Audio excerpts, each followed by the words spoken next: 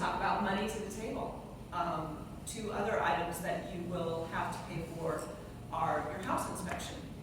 You can buy a house without having an inspection, but I would definitely never recommend that because they are there to uncover things that you can't see.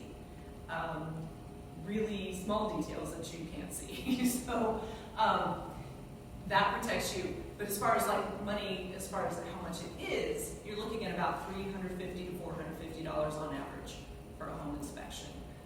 Very, very well worth the money, very, very recommended.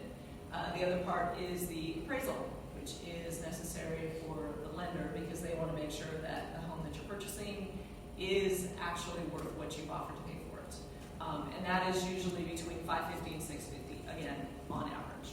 And I don't know, are there some times when that can be rolled into the loan, depending on the program? It's always paid up front, but if the seller is paying for all the closing costs, the appraisal is considered part of the closing costs, so then that money gets backed out.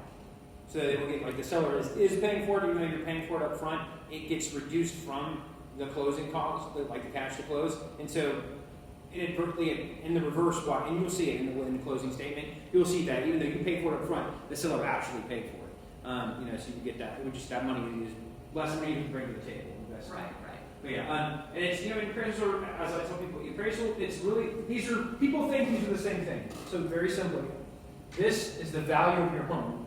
So this is more aesthetics and the way the home looks and is a livable, safe thing, house. Inspection is behind the walls. HVAC, plumbing, stuff that you can't see.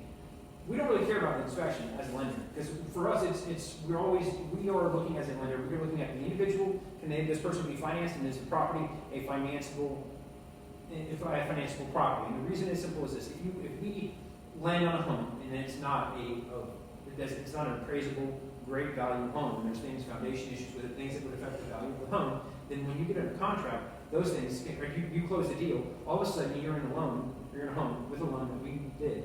And then the property starts falling apart because we didn't do these things.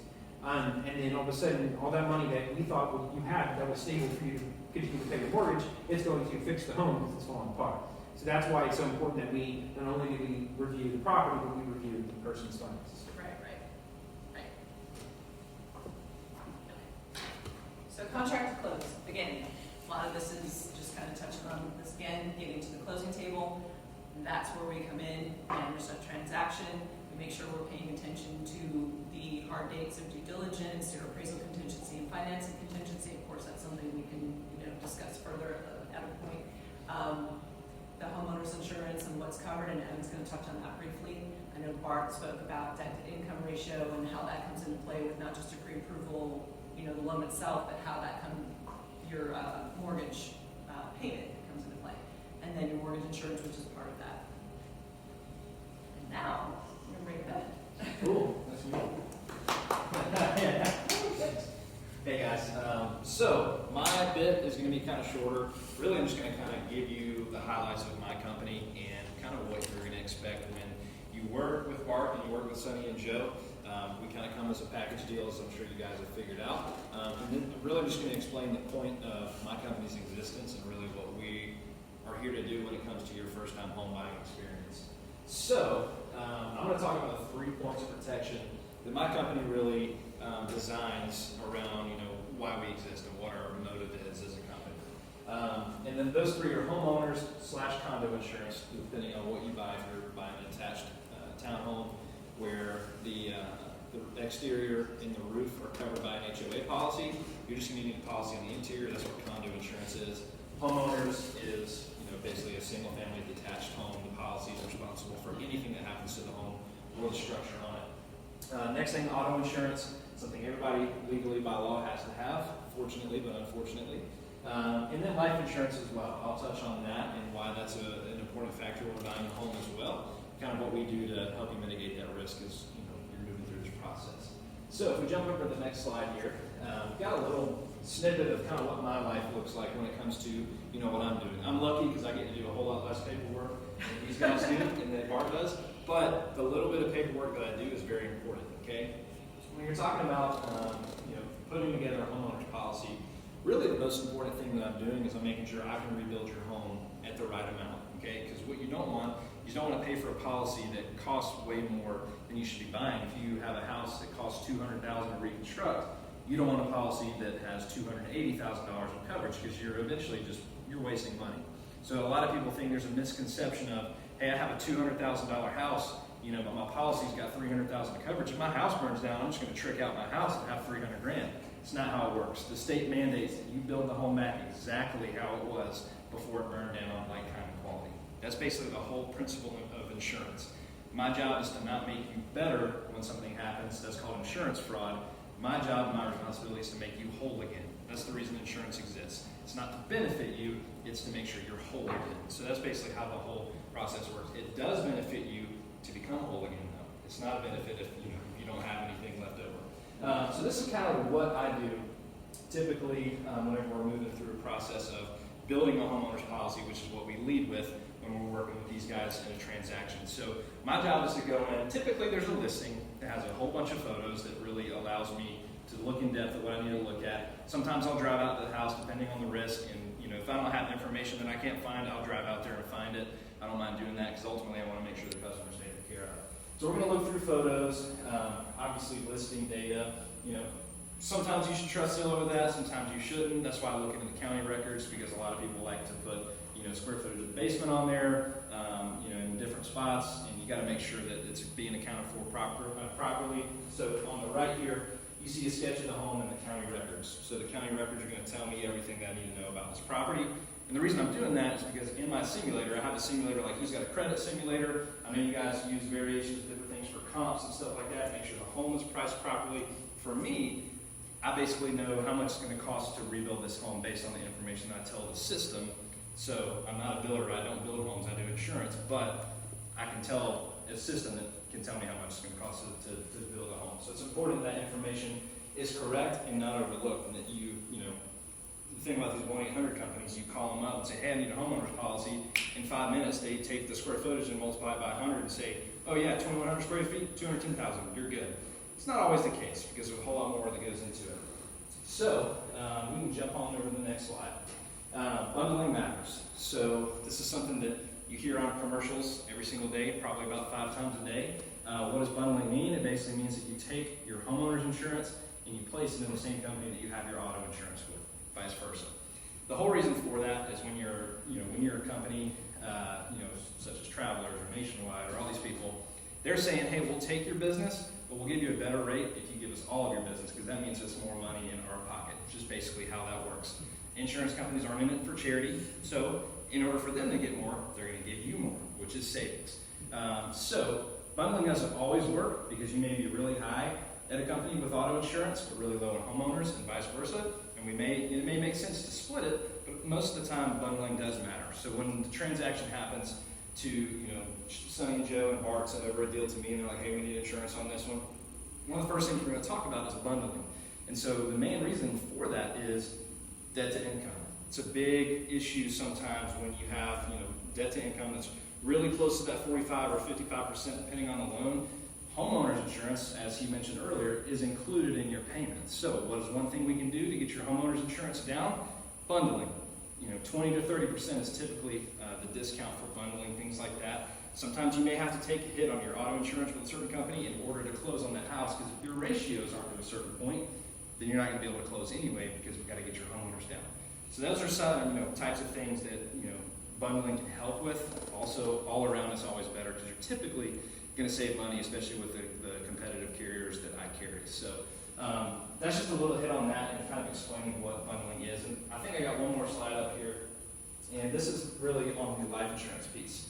So we talked about homeowners insurance. I could teach a whole class on exactly how it works. Basically, the gist of it is know that we know what we're doing, and we're going to take care of you and get you a policy that's right for you. We're going to try to bundle and make everything better as a whole.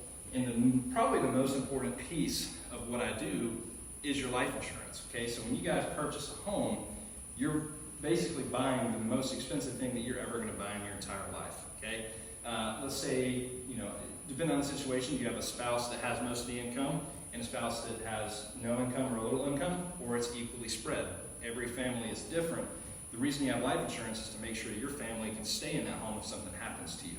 So my company is specifically designed to to start with a homeowner's policy because that's where, you know, people come into my door. That's when I like dealing with people that are going through something that I can help make that transition better for them. That's why I lead with homeowners. I love working with realtors. I love working with mortgage lenders. So we start with the home, get them taken care of, and then I can start putting all the pieces together to their whole insurance picture, because your life is not just a home. It's not just a car. You know, it's not just your kids. It's a combination of all of those things. What I like to do is, you know, sort of help put all the pieces together and get everything going as far as, you know, whole holistic structure. That's what we based our company off of. So once we get your homeowner's insurance right, once we get your auto insurance in place and get it with the right company that you should be with, save you the amount of money you need to save, that sort of stuff. The final piece we're going to look at is life insurance. And it's something that nobody likes to think about. It's something that nobody likes to go through, but it's something that we make super easy for our clients. So this is actually a screenshot from my website. You know, this link is always sent in every deal. Hey, I don't know if you have life insurance. I know you probably have some through work, but here's something that you can make sure your family's protected on. You know, we're protecting your home, we're protecting you as well. So basically, this is the suite that I have set up through my website. Someone can go in about 5 minutes, have a policy. Obviously, they've got to do, you know, the underwriting requirements that's required. Sometimes it's blood work, sometimes it's, you know, just an exam over the phone, you know, a lifestyle exam. It totally differs. But this is just kind of a peek into what we do, how easy we try to make it for clients to, you know, make sure they have the proper protection. Because the last thing some people want to talk about is insurance, and my job is just to be here, be a part of this team, and really help you make sure your entire life is protected, and I'll be standing behind you as you go through the years and things change in your life. You know, we want to make sure we protect you. So, do you guys have any questions for me regarding insurance in any realm at all? Cool. Well, that's pretty much all I got. I don't know if you guys got like a closing thing? Cool. Yeah, Thank you guys. Nice to meet you. That's okay. So we're actually wrapping this up now. I hope that we provided some, actually, I know we provided a lot of information, but I hope we provided good information for you. It was a little bit like drinking from a fire hose. There's a lot that we throw out. But we didn't even get into the like the depths of what we could, to be honest. So with that being said, we would definitely like to talk to anybody afterward who may have additional questions, maybe even ready to get started. You know, we are not pushing in any way. We are here to help you. If it's something you're thinking about now, great. If it's something you're thinking, maybe I want to wait a year, great, there too. You know, we're happy to give you information as we go along, and it's good actually to get started with a lender and kind of see where you're at. So maybe you're not ready now, but in a year, if you have already been speaking with someone and you kind of know what you need to do to set yourself up, you're going to be in a lot better position and probably be able to afford a lot nicer home in that year when you're ready. Mm-hmm. So that's one of the other reasons we're here too, is we don't want this to be just transactional.